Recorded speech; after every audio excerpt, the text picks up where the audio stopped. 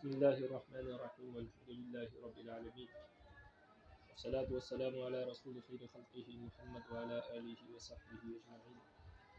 سبحانك لا علم لنا إلا ما علمتنا إنك أنت العليم الحكيم.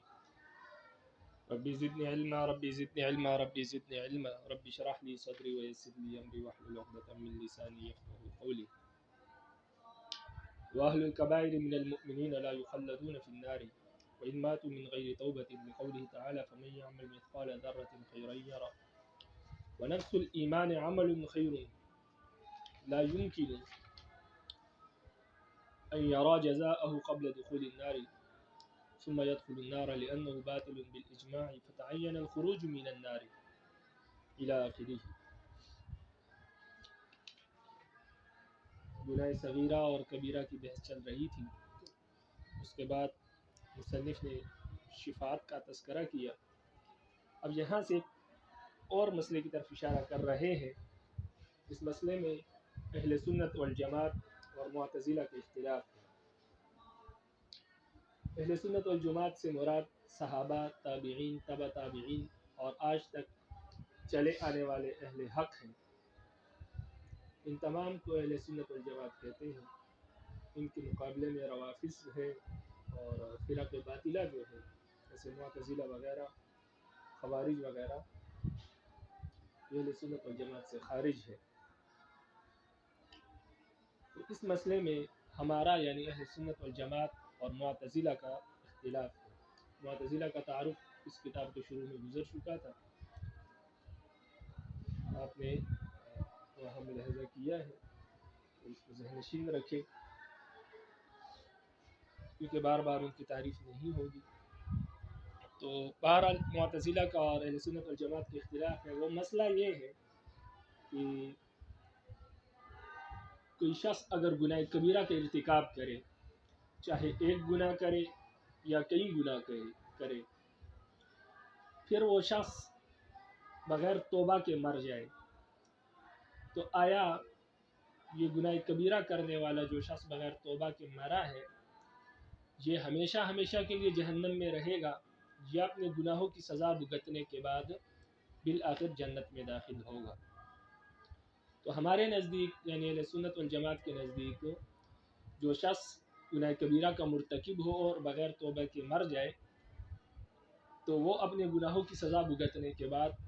بالآخر ایک نہ ایک دن جنت میں ضرور داخل ہوگا. اور یہ بھی رب العالمین کی رحمت سے ممکن ہے اور امید ہے کہ رب العالمین اس کے تمام گناہوں کو معاف کر دے اور بغیر حساب کتاب کے جنت میں داخل کر دے. لیکن معتزلہ فرماتے ہیں کہ ایسا شخص ہمیشہ ہمیشہ کے لیے جہنم میں رہے گا اور یہ ممکن ہی نہیں ان کے ہاں کہ کوئی شخص جو گناہ کبیرہ کا مرتکب ہو اور بغیر توبہ کے مر جائے وہ جنت میں داخل ہو، بلکہ وہ ہمیشہ جہنم میں رہے گا. اور جنت میں داخلہ جو دخول ہے اس کا وہ ناممکنات میں سے ہے.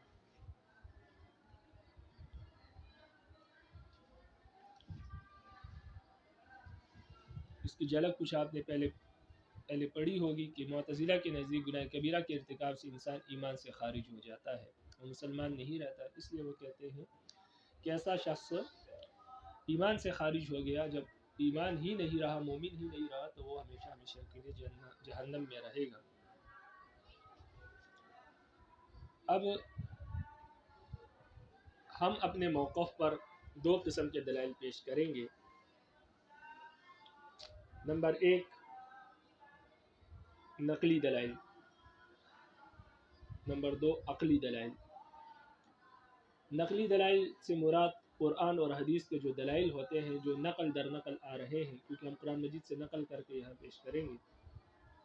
یا احادیث سے نقل کر کے یہاں پیش کریں گے. تو قرآن اور حدیث، ہر کسی مسئلے کسی موقف پر قرآن اور حدیث سے کوئی دلیل پیش کی جائے تو اس دلیل کو دلیل نقلی کہتے ہیں. تو ہم نقلی دلائل یعنی کچھ آیات پیش کریں گے،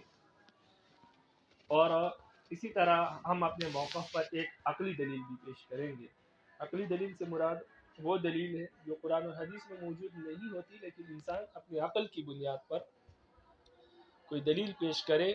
جس کو عقل مانتی ہو کہ واقعی یہ بات درست ہے، تو اس کو عقلی دلیل کہتے ہیں. اس کے بعد معتزلہ کا موقف بیان ہوگا، اور معتزلہ اپنے موقف پر بھی دو دلیلیں پیش کریں گے. ایک پہلی دلیل وہ عقلی دلیل پیش کریں گے، اور ہمارے طرف سے اس عقلی دلیل کا پھر جواب پیش ہوگا. اس کے بعد وہ کچھ نقلی دلائل پیش کریں گے معتزلہ، اور ان نقلی دلائل کے 3 جوابات مصنف پیش کریں گے اہل سنت والجماعت کی طرف سے. تو یہ پورے سبق کا خلاصہ ہے.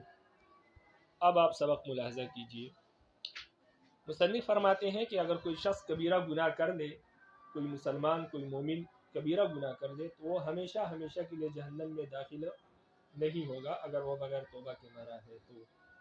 اگر توبہ کی ہے پھر تو ان کا بھی اتفاق ہے، کیونکہ معتزلہ کے نزدیک بھی جنت میں داخل ہوگا. لیکن اگر بغیر توبے کے مرا ہے کوئی مرتکب کبیرہ، تو وہ ہمیشہ ہمیشہ کے لیے جہنم میں داخل نہیں ہوگا. یہ ہمارا مسلک ہے. اس لیے کہ قرآن مجید میں رب العالمین فرماتے ہیں کہ فَمَن يَعْمَلْ مِثْقَالَ ذَرَّةٍ خَيْرًا يَرَهُ، جس شخص نے رتی برابر بھی کوئی خیر کا کام کیا ہوگا تو کل قیامت کے دن وہ اس کا بدلہ دیکھ لے گا، یعنی اس کا بدلہ پا لے گا. رب العالمین اس کا بدلہ اس کو ضرور عطا فرمائیں گے. اور اگر کوئی مومن ہے تو ایمان تو بہت بڑی خیر کی چیز ہے، بہت بڑی نیکی ہے، بہت بڑا عمل ہے. اگر کوئی شخص صرف ایمان لایا ہے، اس کے بعد کوئی نیکی بھی نہیں کی، تو یہ ایمان اتنا بڑا عمل ہے کہ جب رب العالمین چھوٹے عمل پر فرما رہے ہیں کہ چھوٹے سے چھوٹا عمل بھی کسی نے خیر کو کیا ہوگا تو اس کا بدلہ اس کو مل کر رہے گا. تو جو ایمان لے کر آیا ہے، اتنا بڑا عمل اس نے کیا ہے، تو اس کا بدلہ ضرور اس کو ملے گا. اب یہ تو ممکن نہیں ہے کہ رب العالمین ایمان کا بدلہ اس کو پہلے دے دے اور پھر اس کے بعد اس کو ہمیشہ ہمیشہ کے لیے جہنم میں داخل کر دے. اس لیے کہ یہ قرآن اور حدیث اور عقل کے بھی خلاف ہے کہ رب العالمین قیامت کے دن سب سے پہلے اس کو بدلہ دے دے، نعمتیں عطا کر دے اور بعد میں جہنم میں داخل کر دے، کیونکہ یہ قرآن اور حدیث کے خلاف ہے یہ بات. بلکہ قرآن اور حدیث سے یہ معلوم ہوتا ہے کہ رب العالمین پہلے سزا دیں گے، اس کے بعد پھر انعام دیں گے، یعنی جنت میں داخل کریں گے. تو اگر کوئی یہ کہے معتزلہ کہ ٹھیک ہے ہم مانتے ہیں کہ اس کو بدلہ دیا جائے گا، لیکن پہلے انعام دیا جائے گا، پہلے جنت میں داخل کیا جائے گا اور پھر جہنم میں داخل کر دیا جائے گا ہمیشہ ہمیشہ کے لیے، تو یہ ناممکن ہے. اس لیے کہ قرآن حدیث سے یہ معلوم ہوا ہے کہ پہلے جہنم میں داخل ہوگا پھر جنت میں انسان داخل ہوگا. اور اس کا الٹ جو ہے ناممکن ہے. وہ اس لیے بھی ناممکن ہے کہ کوئی شخص جب ایک مرتبہ جنت میں داخل ہوگا تو پھر جنت سے نکالے جانا، اس کا جنت سے نکالنا اس کا ناممکن ہے. اس لیے کہ جنت میں جو شخص داخل ہوگا وہ ہمیشہ ہمیشہ کے لیے داخل ہوگا، وہ جنت سے دوبارہ نکالا نہیں جائے گا. اس لیے یہ بات تو ممکن نہیں کہ پہلے اس کو انعام دیا جائے اور یعنی جنت میں داخل کیا جائے، بعد میں ہمیشہ کے لیے جہنم میں داخل کر دیا جائے. تو لا محالہ جب یہ ممکن نہیں ہے تو پھر اس کا الٹ ہوگا کہ پہلے اس کو سزا دی جائے گی جہنم میں، اور اس کے بعد جب اس کے نیکی کا بدلہ اس کو دیا جائے گا تو وہ جنت میں دیا جائے گا. جب جنت میں داخل ہو گیا ایک مرتبہ تو پھر اس سے نکالا نہیں جائے گا. تو اس سے معلوم ہوا اس آیت سے کہ اگر کوئی شخص نفس سے ایمان لے کر آیا ہے، وہ بھی ایک نہ ایک دن جہنم سے نکل کر، باقی پوری زندگی کبیرہ گناہ کیا ہے اس نے، لیکن وہ بھی ایک نہ ایک دن جہنم سے نکل کر جنت میں ضرور داخل ہوگا. اس سے معلوم ہوا کہ مرتکب کبیرہ ہمیشہ ہمیشہ کے لیے جہنم میں داخل نہیں ہوگا. اگر یہ مان لیا جائے تو یہ عقیدہ اس آیت کے خلاف ہے. دوسری آیت قرآن مجید میں رب العالمین فرماتے ہیں وعد اللہ المؤمنین والمؤمنات جنات. رب العالمین نے مومن مردوں سے اور مومن عورتوں سے جنتوں کا وعدہ کیا ہے. تو جب ایک مرتبہ ایک شخص ایمان لے آیا اس کو مومن کہا جاتا ہے. اس کے بعد بے شک وہ گناہ کبیرہ کے ارتکاب کرے وہ ایمان سے خارج نہیں ہوتا. تو جب تک مومن ہے تو رب العالمین نے مومن سے جنت کا وعدہ کیا، وہ جنت میں ضرور داخل ہوگا، اور جنت میں داخل ہونے کے لیے ضروری ہے کہ جہنم سے اس کو نکالا جائے. تو اس سے بھی معلوم ہوتا ہے کہ مرتکب کبیرہ جہنم میں ہمیشہ کے لیے نہیں رہے گا، بلکہ جہنم سے نکل کر جنت میں ایک نہ ایک دن ضرور داخل ہوگا۔ تیسری دلیل قرآن مجید کی آیت ہے ان الذین آمنوا وعملوا الصالحات کانت لهم جنات الفردوس، جو لوگ ایمان لائے اور عمل صالح کیے ان کے لیے جنت الفردوس ہے، العالمین نے تیار کی۔ اس سے بھی معلوم ہوا اگر کسی شخص سے برا بھی سرزد ہوئے ہو اور نیک اعمال بھی کیے ہو،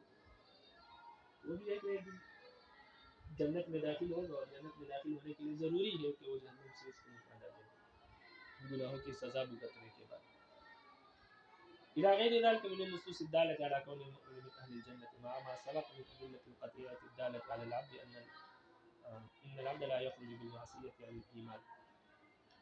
اس کے ساتھ ساتھ فرماتے ہیں کہ 3 آیات تو یہ ہو گئی، اس کے علاوہ اور جو آیات ہم نے پیچھے پیش کی ہے گناہ صغیرہ اور کبیرہ کے بحث میں، جس سے یہ معلوم ہوتا ہے کہ مومن جو ہے وہ اہل جنت میں سے ہے، وہ ایک نہ ایک دن جنت میں ضرور داخل ہوگا۔ ان آیات سے بھی معلوم ہوتا ہے کہ یہ ہمیشہ ہمیشہ کے لیے جہنم میں نہیں رہے گا، بلکہ اس کا ہمیشہ ہمیشہ کا ٹھکانہ مومن کا جنت ہے، اور گناہ کبیرہ سے یہ ایمان سے نہیں نکلتا۔ اور اس کے ساتھ ساتھ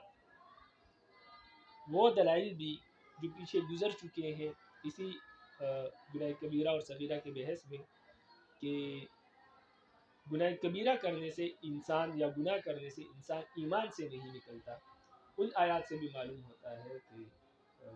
جب وہ مومن ہے تو وہ جنت میں ایک دن ضرور داخل ہوگا۔ تو ان نقلی دلائل سے معلوم ہوتا ہے کہ معتزلہ کا یہ عقیدہ فاسد ہے اور مومن ایک دن جنت میں ضرور داخل ہوگا۔ یہ تھی عقلی دلائل۔ اب ہماری نقلی دلیل ہماری یہ ہے کہ جہنم میں ہمیشہ ہمیشہ کے لیے رہنا یہ سب سے بڑی سزا ہے، اور یہ قاعدہ ہے کہ سب سے بڑی سزا سب سے بڑے مجرم کو دی جاتی ہے۔ جس نے سب سے بڑا جرم کیا ہو اس کو سب سے بڑی سزا دی جاتی ہے۔ اب ہمیشہ ہمیشہ کے لیے جہنم میں رہنا یہ بہت بڑی سزا ہے، اور یہ اس شخص کو دی جائے گی جس نے سب سے بڑے جرم کا ارتکاب کیا ہو، اور شریعت میں سب سے بڑا جرم جو ہے وہ کفر ہے۔ تو کفر جو سب سے بڑا جرم ہے اس کی سب سے بڑی سزا یہ ہے کہ کافر ہمیشہ ہمیشہ کے لیے جہنم میں رہے گا، اس لیے کہ یہ سب سے بڑی سزا ہے اور کافر نے سب سے بڑا جرم کیا ہے، اور وہ ہے کفر۔ اب اگر ہم یہ کہیں کہ اگر کسی شخص نے کفر نہ بھی کیا ہو، صرف گناہ کبیرہ کیا ہو، تو وہ بھی ہمیشہ ہمیشہ کے لیے جہنم میں رہے گا، تو اس کا مطلب یہ ہوا کہ رب العالمین اس شخص کو سب سے بڑی سزا دے رہے ہیں، حالانکہ اس شخص نے سب سے بڑا جرم نہیں کیا۔ تو اس سے یہ لازم آئے گا کہ رب العالمین ایک شخص کو اس کی گناہ سے بڑھ کر اس کو سزا دے رہے ہیں، جتنا اس کا جرم ہے اس سے بڑی سزا اس کو دی جا رہی ہے، اور یہ انصاف کے خلاف ہے کہ انسان کا جرم اتنا بڑا نہ ہو جتنی بڑی اس کو سزا دی جائے۔ اور رب العالمین تو رحمت کا شہنشاہ ہے، بادشاہ ہے، رب العالمین تو رحمت کے فیصلے کرتے ہیں، بلکہ وہ تو گناہوں کو بھی معاف کر دیتے ہیں۔ چہ جائے کہ ہم رب العالمین پر یہ الزام لگائے کہ رب العالمین ناانصافی کے فیصلے کرتے ہیں، تو یہ آپ کی اس عقیدے سے یہ لازم آئے گا کہ رب العالمین کا جو فیصلہ ہے وہ ناانصافی پر مبنی ہے، انصاف پر مبنی نہیں ہے، حالانکہ رب العالمین تو رحمت کے فیصلے کرتے ہیں، چہ جائے کہ وہ بے انصافی کے فیصلے کرے، اور یہ فیصلہ جو ہے یہ عادل کے خلاف ہے۔ تو رب العالمین بعض لوگوں کے ساتھ رحمت کا معاملہ کریں گے اور بعض لوگوں کے ساتھ عدل اور انصاف کا معاملہ کریں گے، لیکن بغیر ناانصافی کا معاملہ کسی کے ساتھ نہیں کیا جائے گا۔ لیکن آپ کی عقیدے سے یہ لازم آئے گا کہ رب العالمین جو ہے ناانصافی کا معاملہ کریں گے،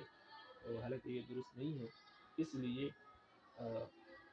معتزلہ کا یہ عقیدہ جو ہے یہ باطل ہے، اس لیے کہ اس سے رب العالمین کے فیصلے کا انصاف پر مبنی نہ ہونا یہ لازم آئے گا، حالانکہ رب العالمین کا ہر فیصلہ انصاف اور عدل پر مبنی ہے، اور بلکہ عدل سے بھی بڑھ کر رب العالمین کے فیصلے بعض لوگوں کے ساتھ رب العالمین عدل کا معاملہ کرتے ہیں. لیکن اگر آپ گناہ کبیرہ کے مرتکب کو سب سے بڑی سزا یعنی ہمیشہ ہمیشہ کے لیے جہنم میں داخلے کی سزا دی جائے تو یہ فیصلہ عدل کے خلاف ہے، اس لیے یہ ناممکن ہے رب العالمین کی ذات کی طرف سے، اور لہٰذا یہ عقیدہ باطل ہے. تو یہ دو دلائل تھے اہل سنت والجماعت کے. یہاں تک آپ عبارت کو دیکھیں. فرماتے ہیں وَأَهْلُ الْكَبَائِرِ مِنَ الْمُؤْمِنِينَ لَا يُخَلَّدُونَ فِي النَّارِ وَإِن مَاتُوا مِنْ غَيْرِ التَّوْبَةِ. فرماتے ہیں کہ مومنین میں سے جو کبیرہ گناہ کے مرتکب ہیں وہ ہمیشہ ہمیشہ کے لیے جہنم میں داخل نہیں ہوں گے اگرچہ وہ بغیر توبہ کے مرے ہوں. بقول تعالی رب العالمین کے اس قول کی وجہ سے جو قرآن مجید میں ہے کہ فَمَن يَعْمَلْ مِثْقَالَ ذَرَّةٍ خَيْرًا يَرَهُ، جس شخص نے رتی برابر بھی خیر کا کام کیا ہوگا اس کی جزا دیکھ لے گا، یعنی اس کی جزا پا لے گا قیامت کے دن. وَنَفْسُ الْإِيمَانِ عَمَلٌ خَيْرٌ، اور خود ایمان لانا یہ بہت بڑا خیر کا عمل ہے. اگرچہ اس نے کوئی نیکی کا کام نہ کیا ہو اس کے علاوہ تب بھی ایمان لانا بہت بڑا خیر کا کام ہے. لا يمکن، ممکن نہیں ہے کہ ان یرا جزاءہ قبل دخول النار، کہ وہ اپنی ایمان کی جزا اور بدلہ جہنم میں داخل ہونے سے پہلے پا لے. اور ثم يدخل النار، پھر اس کے بعد وہ جہنم میں داخل ہو. لأنه باطل بالاجماع، اس لیے کہ یہ عقیدہ بالاجماع باطل ہے کہ انسان کو پہلے انعام دیا جائے گا اور بعد میں جہنم میں داخل کیا جائے گا. یہ عقیدہ باطل ہے، تو لہٰذا یہ تو ناممکن ہے. جب یہ ناممکن ہے تو فتعین الخروج من النار، تو پھر یہ بات متعین ہوگی کہ وہ ایک دن وہ شخص جہنم سے نکلے گا، اور جب جہنم سے نکلے گا تو لا محالہ پھر جنت میں داخل کیا جائے گا، تو ہمیشہ ہمیشہ کے لیے جہنم میں نہیں رہے گا. اس آیت سے معلوم ہوا. وَلِقَوْلِ تعالیٰ، اور دوسری دلیل رب العالمین کا یہ قول ہے وَعَدَ اللَّهُ الْمُؤْمِنِينَ وَالْمُؤْمِنَاتِ جَنَّاتٍ، رب العالمین نے مومن مردوں اور مومن عورتوں سے جنات یعنی باغات کا وعدہ کیا ہے، جنتوں کا وعدہ کیا ہے. تو جنتوں میں تب ہی داخل ہوں گے جب جہنم سے نکلیں گے. تو اس سے بھی معلوم ہوا کہ مومن ایک نہ ایک دن جہنم سے ضرور نکلے گا. وقوله تعالی، اور تیسری دلیل رب العالمین کا یہ قول ہے کہ ان الذين امنوا وعملوا الصالحات كانت لهم جنات الفردوس، جو لوگ ایمان لائے اور نیک عمل کیے ان کے لیے جنت الفردوس ہے، یعنی ان کا اصل ٹھکانہ جنت الفردوس ہے. ہاں اگر کچھ وقت کے لیے اگر وہ جہنم میں داخل کر دیے جائے تو اس سے کوئی فرق نہیں آتا اس آیت پر، بلکہ وہ جہنم سے پھر نکالے جائیں گے اور اصل ٹھکانہ ان کا جنت ہے. إلى غير ذلك من النصوص الدالة على كون المؤمن من أهل الجنة مع ما سبق من الأدلة القاطعة الدالة على أن العبد لا يخرج بالمعصية عن الإيمان. فرماتے ہیں اس کے علاوہ وہ نصوص بھی، نصوص سے مراد وہ آیات بھی یا وہ احادیث بھی جو اس بات پر دلالت کرتی ہے کہ مومن جو ہے وہ اہل جنت میں سے ہے، جہنم میں سے نہیں، وہ ایک نہ ایک دن جنت میں ضرور داخل ہوگا. باوجود اس کے کہ وہ دلائل، اس کے ساتھ ساتھ وہ دلائل بھی جو اس بات پر دلالت کرتے ہیں کہ بندہ جو ہے وہ لا یخرج بالمعصیت، وہ گناہ کی وجہ سے ایمان سے خارج نہیں ہوتا. فرماتے ہیں کہ یہ دلائل بھی اور اس کے ساتھ وہ دلائل بھی آپ شامل کر لیں جس سے یہ معلوم ہوتا ہے کہ مومن اہل جنت میں سے ہے، اور اس کے ساتھ ساتھ وہ دلائل بھی آپ شامل کر لیں جن سے معلوم ہوتا ہے کہ بندہ جو ہے وہ گناہ کی وجہ سے ایمان سے خارج نہیں ہوتا. ان دلائل سے معلوم ہوتا ہے کہ مومن ایک نہ ایک دن جہنم سے ضرور نکلے گا. یہاں تک دلیل نقلی تھی. اب دلیل عقلی کا اب ترجمہ دیکھیں. وَأَيْضًا، فرماتے ہیں اسی طرح الخلود فی النار من اعظم العقوبات، کہ جہنم میں ہمیشہ ہمیشہ کے لیے، جہنم میں رہنا ہمیشہ ہمیشہ کے لیے من اعظم العقوبات، یہ سب سے بڑے سزاؤں میں سے سب سے بڑی، یہ سزاؤں میں سے سب سے بڑی سزا ہے. وقد جعل جزاء للكفر الذي هو اعظم الجنایات، اور شریعت نے یہ سب سے بڑی سزا جو ہے یہ مقرر کی ہے کفر کے لیے، جو سب سے بڑا جرم ہے، سب سے بڑا گناہ ہے، اس کے لیے سب سے بڑی سزا مقرر کی ہے. فلو جوزی به غیر الکافر، اگر ہم کافر کے علاوہ کو بھی یہ جزا دے، جو شخص کافر نہیں ہے اگر اس کو بھی یہ سزا دی جائے کہ ہمیشہ کے لیے جہنم میں رہے گا، لکانت زیادۃ علی قدر الجنایہ، تو پھر ایسی صورت میں یہ جو سزا ہے یہ اس کے جرم سے بڑھ کر ہوگی. فلا یکون عدلا، تو پھر یہ فیصلہ انصاف پر مبنی نہیں ہوگا، یہ عدل نہیں ہوگا. اس لیے کہ اس شخص کو اس کے گناہ سے بڑھ کر سزا دی جا رہی ہے. فرماتے ہیں فَلَوْ جُوزِيَ بِهِ غَيْرُ الْكَافِرِ، اگر یہ سب سے بڑی سزا دی جائے غیر کافر کو تو پھر یہ اس کے جرم پر زیادتی ہوگی. فَلَا يَكُونُ عَدْلًا، تو جب اس کے جرم پر زیادتی ہوگی کہ اس کے جرم سے بڑھ کر اس کو سزا دی جائے گی تو یہ زیادتی ہوگی اس کے جرم پر. تو فلہٰذا جب ایسا ہوگا فلا یکون عدل، تو یہ فیصلہ عدل پر مبنی نہیں ہوگا. جب عدل پر مبنی نہیں ہوگا تو اس سے معلوم ہوگا کہ رب العالمین کا فیصلہ عدل پر مبنی نہیں ہے، حالانکہ یہ بات درست نہیں ہے. تو اس وجہ سے رب العالمین کے فیصلے کا عدل کے خلاف ہونا لازم آ رہا ہے آپ کی عقیدے سے، اس لیے آپ کا عقیدہ باطل ہے. ہم یہ کبھی نہیں کہیں گے کہ رب العالمین کا فیصلہ عدل پر مبنی نہیں ہے، اس وجہ سے آپ کا عقیدہ باطل ہے اور رب العالمین کا ہر فیصلہ عدل پر مبنی ہے. اب آگے معتزلہ کا مسلک ہے اور ان کے دلائل ہیں. معتزلہ کا مسلک آپ پہلے بھی پڑھ چکے ہیں کہ معتزلہ کا مسلک یہ ہے کہ وہ فرماتے ہیں کہ جو شخص گناہ کبیرہ کا مرتکب ہو اور بغیر توبے کے مر جائے وہ ہمیشہ ہمیشہ کے لیے جہنم میں داخل ہوگا. تو ان کے نزدیک دو لوگ ہمیشہ ہمیشہ کے لیے جہنم میں داخل ہوں گے. ایک کافر ہمیشہ ہمیشہ کے لیے جہنم میں داخل ہوگا، اور نمبر دو وہ شخص جو گناہ کبیرہ کا مرتکب ہو اور بغیر توبے کے مر جائے تو وہ ہمیشہ ہمیشہ کے لیے داخل ہوگا جہنم میں. اب ان کے دلائل کیا ہے؟ تو ان کے دو دلیلیں ہیں. پہلی دلیل ان کی عقلی دلیل ہے، وہ یہ ہے کہ جو شخص گناہ کا ارتکاب کرتا ہے گناہ کبیرہ کا تو وہ عذاب کا مستحق ہے، اور عذاب سے مراد یہ ہے کہ وہ خالص تکلیف ہے اور ہمیشہ ہمیشہ کی تکلیف. خالص اور ہمیشہ ہمیشہ کی تکلیف کو عذاب کہتے ہیں. کیونکہ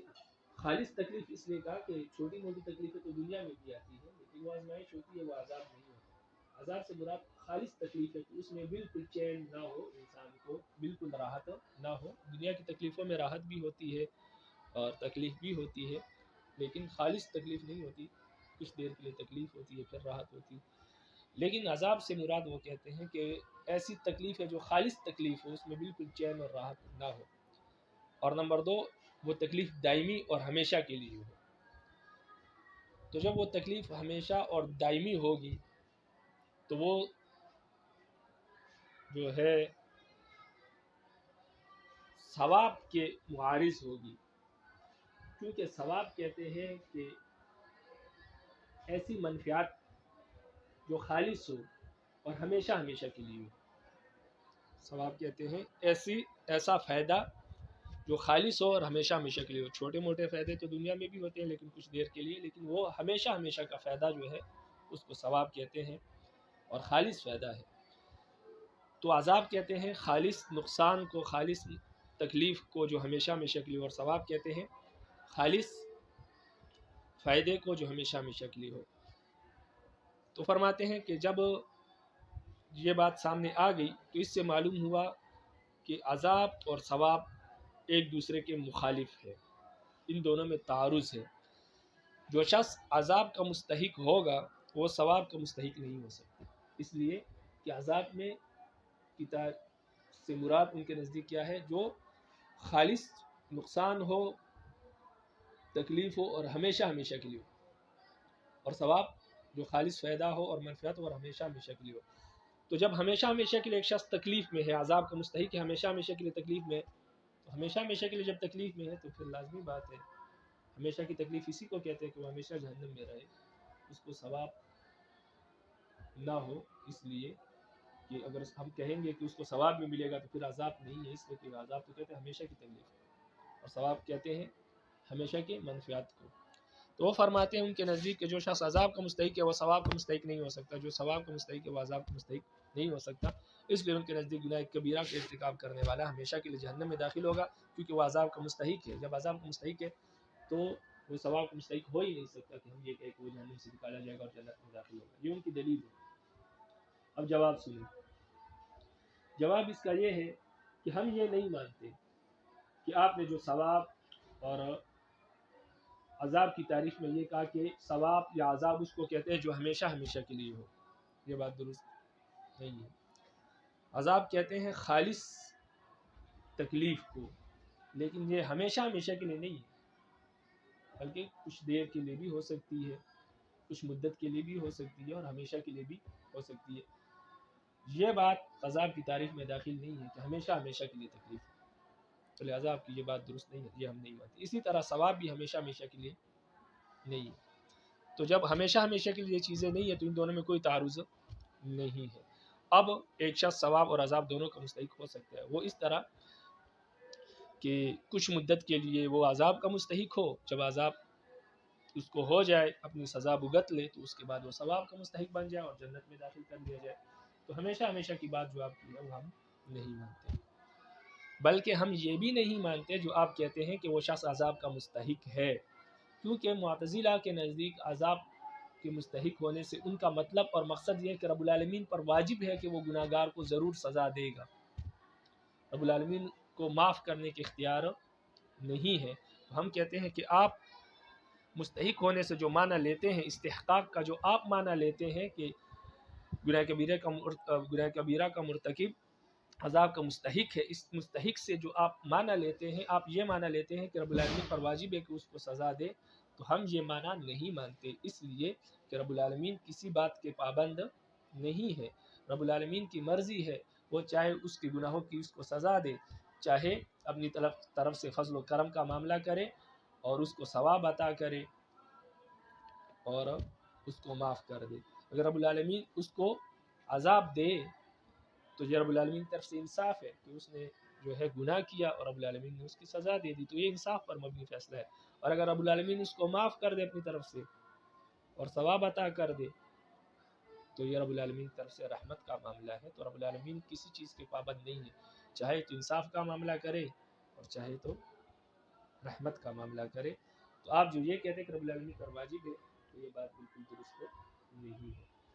تو یہاں تک عبارت دیکھیے، پھر معتزلہ کی دوسری دلیل اور اس کا جواب ذکر کریں گے، بلکہ اس کے 3 جوابات مصنف نے دیے ہیں۔ عبارت کو دیکھیں، وَذَهَبَتِ الْمُعْتَزِلَةُ إِلَىٰ أَنَّ مَنْ أُدْخِلَ النَّارَ فَهُوَ خَالِدٌ فِيهَا۔ فرماتے معتزلہ اس طرف گئے ہیں، یعنی ان کا مسلک یہ ہے کہ جو شخص ایک مرتبہ جہنم میں داخل کر دیا گیا تو وہ اس میں ہمیشہ کے لیے رہے گا، لِأَنَّهُ إِمَّا كَافِرٌ، اس لیے کہ جہنم میں داخل ہونے والا یا تو کافر ہوگا، اور صاحب کبیرۃ مات بلا توبۃ، یا وہ مرتکب کبیرہ ہوگا، کبیرہ گناہ کرنے والا ہوگا جو بغیر توبہ کے مرا ہے۔ اذ المعصوم والتائب وصاحب الصغیرۃ اذ اجتنب الکبائر لیس من اہل النار علی ما سبق من اصول، اس لیے کہ معتزلہ کے نزدیک جو معصوم ہے، یعنی انبیاء یا چھوٹے بچے، یا والتائب، یا وہ شخص جو گناہ کبیرہ کرنے کے بعد اس نے توبہ کر لی ہو،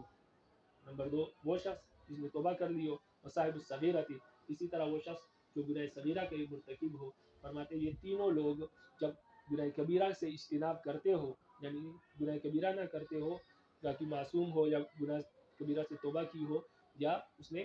گناہ صغیرہ کیا ہو لیکن گناہ کبیرہ سے اجتناب کرتا ہو، فرماتے یہ تینوں قسم کے لوگ جو ہے لیس من اہل النار علی ما سبق من اصول، فرماتے ہیں یہ تینوں قسم کے لوگ جہنم میں داخل نہیں ہوں گے۔ فرماتے ہیں یہ اس اصول پر مبنی ہے جو ان کا اصول پہلے گزر چکا ہے کہ ان کے نزدیک جہنم میں 2 ہی لوگ داخل ہوں گے، یا کافر داخل ہوگا یا مرتکب کبیرہ داخل ہوگا، باقی معصوم اور گناہ سے توبہ کرنے والا اور صاحب صغیرہ یعنی مرتکب کبیرہ جو گناہ کبیرہ سے اجتناب کرنے والا شخص ہے، وہ فرماتے ہیں کہ وہ جہنم میں داخل نہیں ہوگا، یہ ان کے اپنے اصول ہیں، انہوں نے بنائے ہوئے ہیں۔ تو لہٰذا وہ فرماتے ہیں کہ جہنم میں 2 ہی لوگ داخل ہوں گے، یا کافر یا گناہ کبیرہ کرنے والے جو بغیر توبہ کے مرا ہے۔ تو فرماتے ہیں جب یہ دو لوگ جہنم میں داخل ہوں گے، اس کے ماں سوا کوئی داخل نہیں ہوگا، تو فرماتے ہیں اس لیے جو شخص بھی جہنم میں ایک مرتبہ داخل ہوگا وہ اس میں ہمیشہ رہے گا۔ تو وہ فرماتے ہیں والکافر مخلد بالاجماع، فرماتے ہیں جہاں تک کافر کا تعلق ہے وہ تو بالاجماع جہنم میں ہمیشہ رہے گا۔ وقضا صاحب الکبیرۃ مات بلا توبۃ، اسی طرح جو شخص نے کبیرہ گناہ کے ارتکاب کیا ہے وہ بھی جہنم میں ہمیشہ رہے گا ان کے نزدیک، جو بغیر توبہ کے مرے ہیں، جس نے گناہ کبیرہ کے ارتکاب کیا ہو اور بغیر توبہ کے مرا ہو، فرماتے ہیں کہ وہ بھی جہنم میں ہمیشہ رہے گا، بوجہین 2 وجہ سے، یعنی 2 دلیلوں کی بنیاد پر۔ الاول، پہلی دلیل تو ان کی یہ ہے کہ انه يستحق العذاب وهو مضرة خالصة دائمة فينافي استحقاق الثواب الذي ومنفعة خالصة دائمة۔ فرماتے ہیں پہلی وجہ یہ ہے کہ گناہ کبیرہ کرنے والا جو بغیر توبہ کے مرا ہے وہ عذاب کا مستحق ہے، اور عذاب کہتے ہیں خالص تکلیف کو جو کہ ہمیشہ ہو، تو لہٰذا یہ منافی ہے ثواب کے مستحق ہونے کے، اس لیے کہ ثواب کہتے ہیں ایسے فائدے کو جو ہمیشہ ہمیشہ کے لیے ہو، لہٰذا جب ہمیشہ کے لیے عذاب مستحق ہے تو پھر وہ ثواب مستحق نہیں ہو سکتا، جب ثواب مستحق ہے عذاب کا نہیں ہو سکتا، کیونکہ ہمیشہ ہمیشہ کے لیے تو یہ ثواب یا عقاب ہے ان کے نزدیک۔ والجواب، اس کا جواب ہم یہ دیتے ہیں کہ من و قید الدوام، ہم ہمیشہ ہمیشہ کی قید کو نہیں مانتے۔ جو آپ نے تعریف میں یہ کہا کہ ہمیشہ ہمیشہ کے لیے عذاب ہوگا یا ہمیشہ ہمیشہ کے لیے اس کو منفیات ہوگی، یعنی عذاب کہتے ہیں کہ ہمیشہ ہمیشہ کے لیے تکلیف ہو، یا ثواب کہتا ہے ہمیشہ ہمیشہ کے لیے کیا ہو،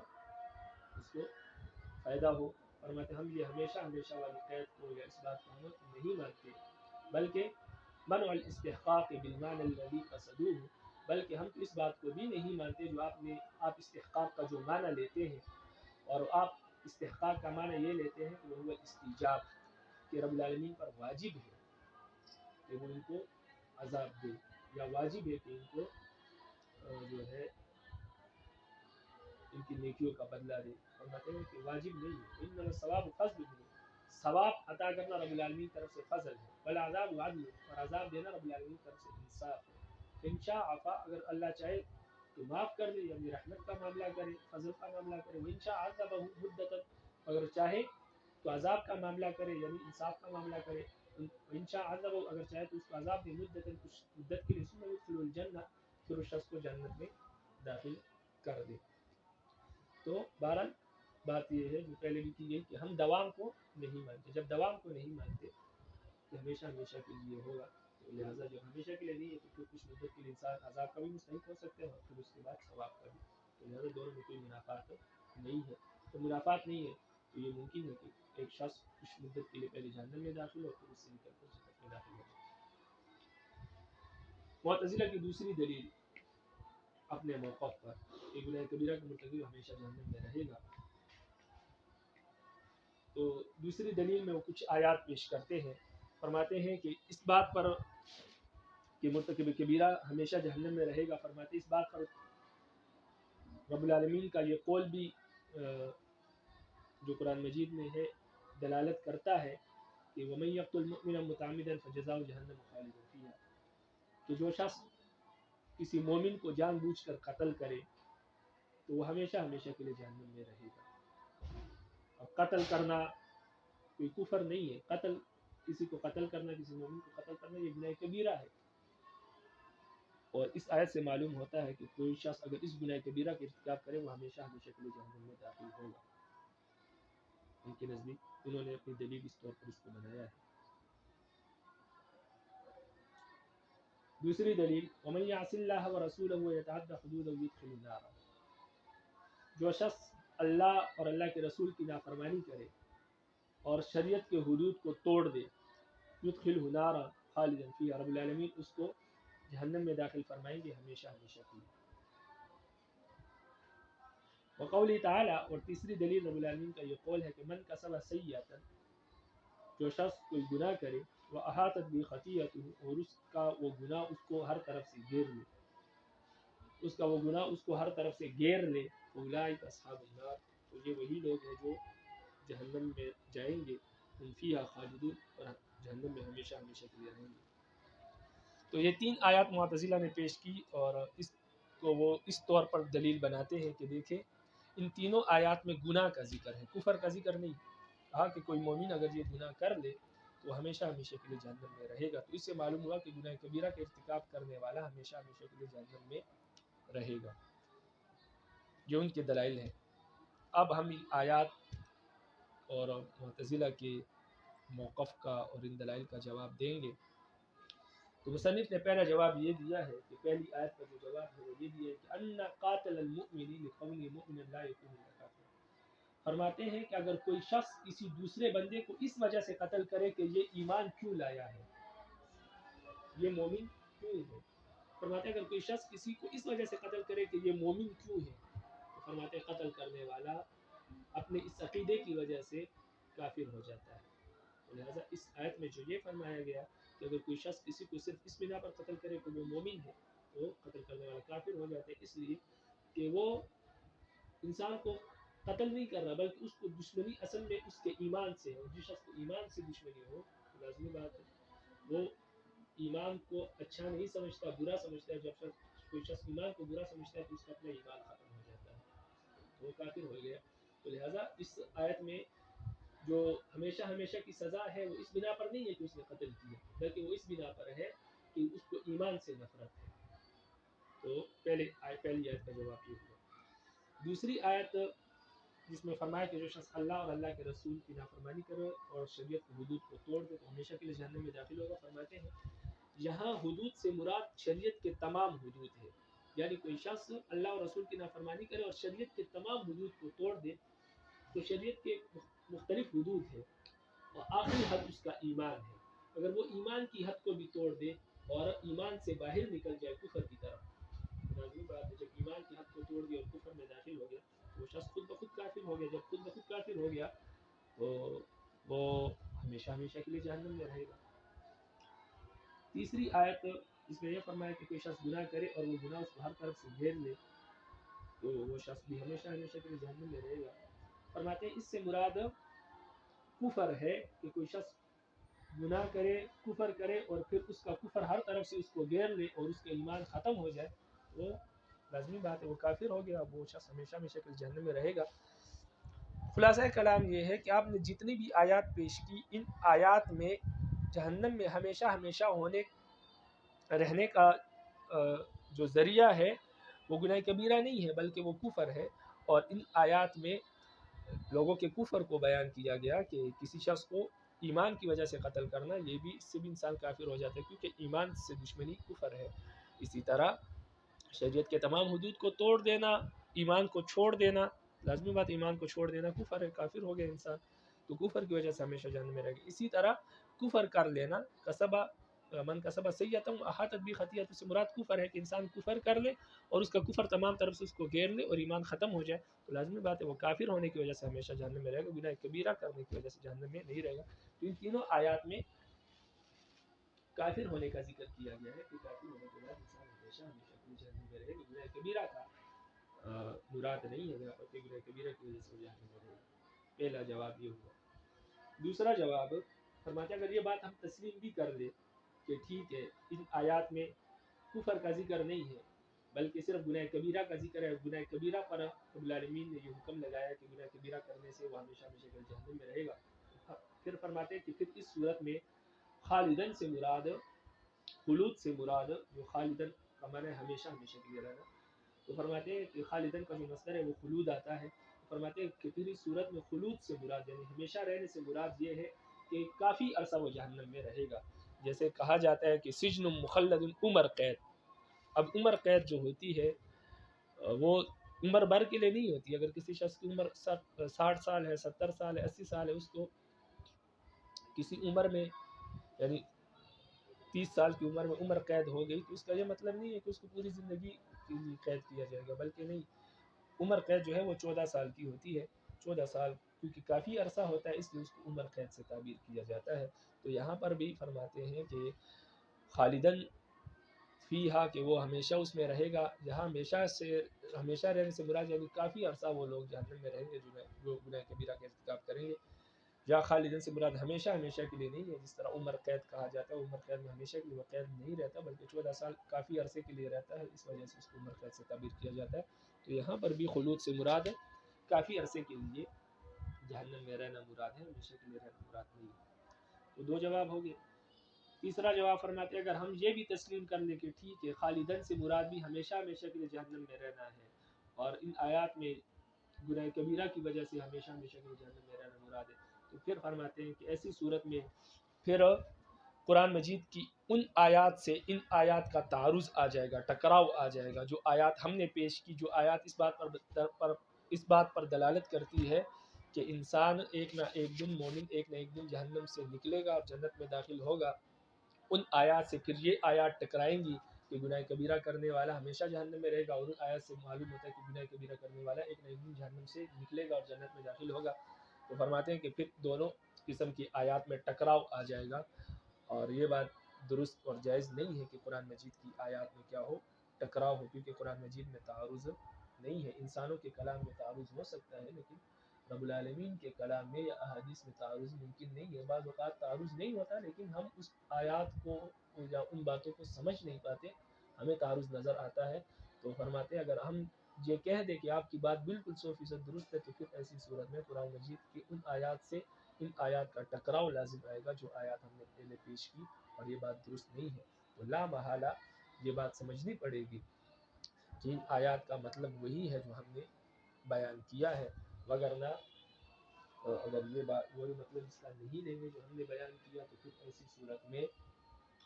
بڑا نقصان لازم آئے گا, اور وہ نقصان یہ ہے کہ قرآن مجید کی آیات کا آپس میں ٹکراؤ لازم آئے گا, اور یہ بات جائز اور درست نہیں ہے. اب آپ